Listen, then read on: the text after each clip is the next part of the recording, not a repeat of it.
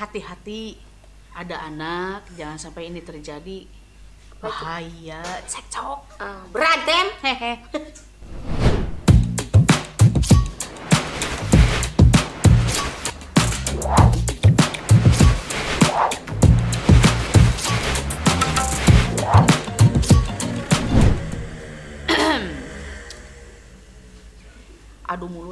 Adu mulutnya bukan gimana?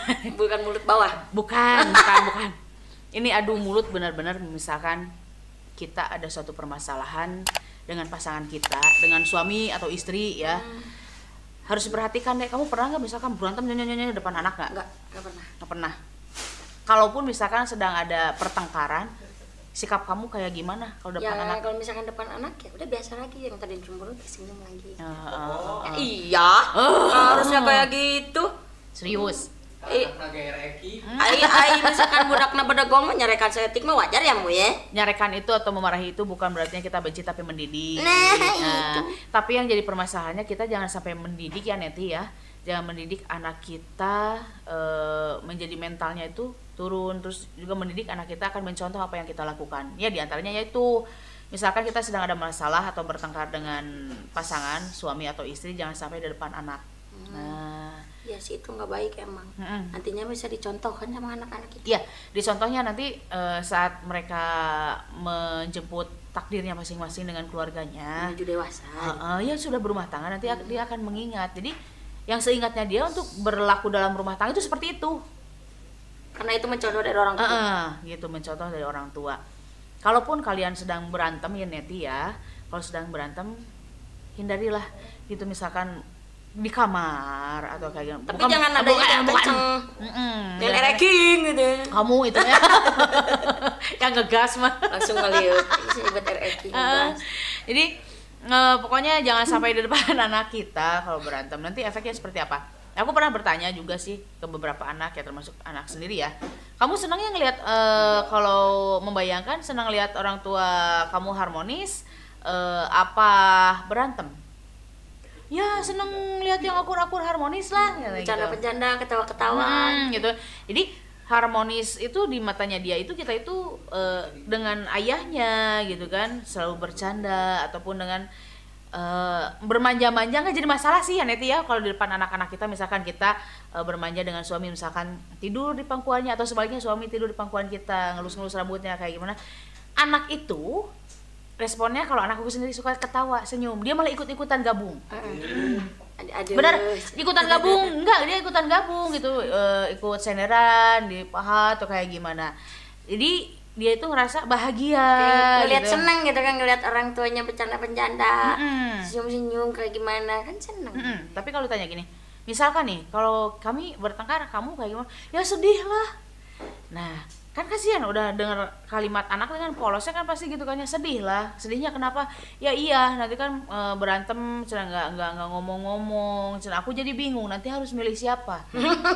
Bener kan? Anak pasti pikirnya gitu, aku harus milih siapa, aku harus ikut ke siapa, aku harus ngebela siapa. Pada intinya anak-anak tetap kekeh membutuhkan kasih sayang dari orang tua. Jadi pikirannya ke anak itu kalau kita berantem itu takutnya ada hal-hal yang enggak misalnya berpisah lah gitu kan. Itu lebih parah di pikiran anak-anak. Jangan kayak gitu ya Pulkoso, jangan kali ya.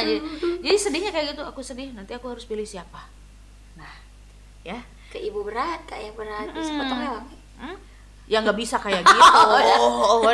Itu bercandanya ya Pulkoso. Jadi efeknya seperti itu, anak kejiwaannya akan kena juga.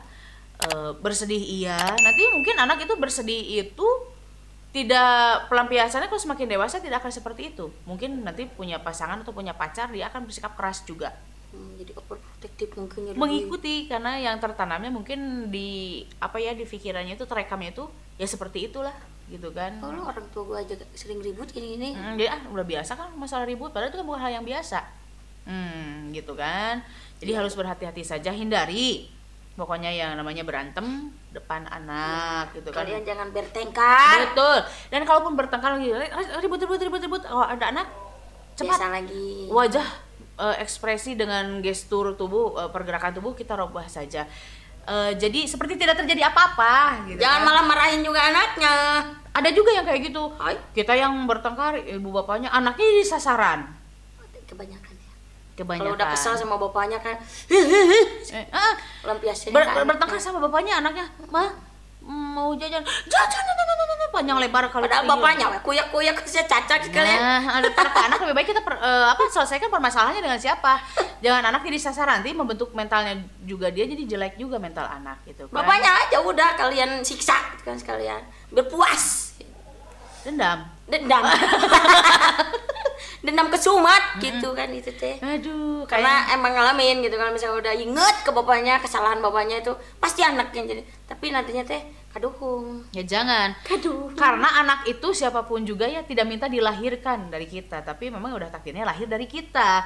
Ya walaupun ayahnya sesalah apapun atau ibunya sesalah apapun ya Neti, jangan disambung-sambungkan dengan anaknya gitu kan. Misalkan, dasar kamu ya kelakuan kamu mirip kayak bapak kamu, jangan. Atau mirip kayak kelakuan ibu kamu, jangan seperti itu. Kayak gitu. Karena harusnya anak itu dibersihkan dari segala pemikiran yang jelek-jelek tentang orang tuanya. Apapun keadaan orang tuanya nih Neti ya, misalkan orang tuanya sebobrok apapun juga tetap harus the best di depan anak itu, dan anak itu harus jadi garda terdepan membela orang tuanya, karena memang di hadapan anak-anak kita itu yang terbaik gitu kan, nggak ada duanya gitu Sosok kan. orang tua tuh emang benar-benar terbaik buat anak-anak. Jadi perhatikan ya Neti, jangan sampai nanti anaknya ada yang malah ini ya. Temen aku sering kejadian berantem, ayahnya sampai tendang pintu atau apapun juga, anaknya jadi keserang tantrum. Tantrum itu jadi karena dari usia kecil dia belum mengerti apa-apa, ke gede dia tidak ngomong, tapi kadang mendadak kalau dia ada kesal karena mainan salah sedikit juga, dia aja ngamuknya menjadi-jadi. Karena mencontoh itu dia yang tadi. Jadi tantrum gitu loh. Jadi marahnya malah menjadi padahal hanya sekedar mainan, tapi kan ngelihat ibu dan bapaknya kesehariannya sering seperti itu, ya seperti itu dia mengekspresikan rasa marahnya walaupun dengan hal yang terkecil. Jadi begitu. Kadang anak nggak jelas ujung-ujung ngamuk. Nah, jadi kan kena batinnya juga gitu kan. Nah, jadi hati-hati saja ya Neti ya. Pokoknya intinya kalian jangan pernah bertengkar di hadapan anak kalian. Kalaupun memang kalian sayang dengan anak-anak kalian, apapun kejadiannya, tolong jangan berantem atau bertengkar di depan anak-anak kalian. Punya Karena yang masalah pasti apapun jangan dilihatin sama anak. jangan mengorbankan anak. Biarlah kalian misalkan dalam keharmonisan itu kurang, tapi anak jangan jadi korban. Karena apa? Kebahagiaan anak itu, walaupun kita sedang bersedih, kita sedang bertengkar, melihat anak bahagia, anak senang terlihatnya, itu dari salah satu kembali jadi obat kita gitu loh. Anak itu, anak bahagia. Misalnya kamu kan berpisah dengan sang suami, mantan suami, tapi melihat anak sekarang bahagia, kan dia jadi obat kita, malah jadi penyemangat kita untuk lebih berusaha mencari untuk membahagiakannya lagi, lebih membahagiakannya. Pikir nggak usah punya suami lagi. Aduh, kuat gitu. Insya Allah. Jadi kalaupun berantem itu akhirilah dengan berantemnya yang damai-damai, berantemnya yang bagus-bagus aja di dalam kamar, asal cekcok jadi cukcrak gitu ya. Ingat ya, cekcok jadi cukcrak gitu ya. Gitu ya Neti ya, sekali lagi jangan sampai berantem di depan anak gitu aja. Begitu ya.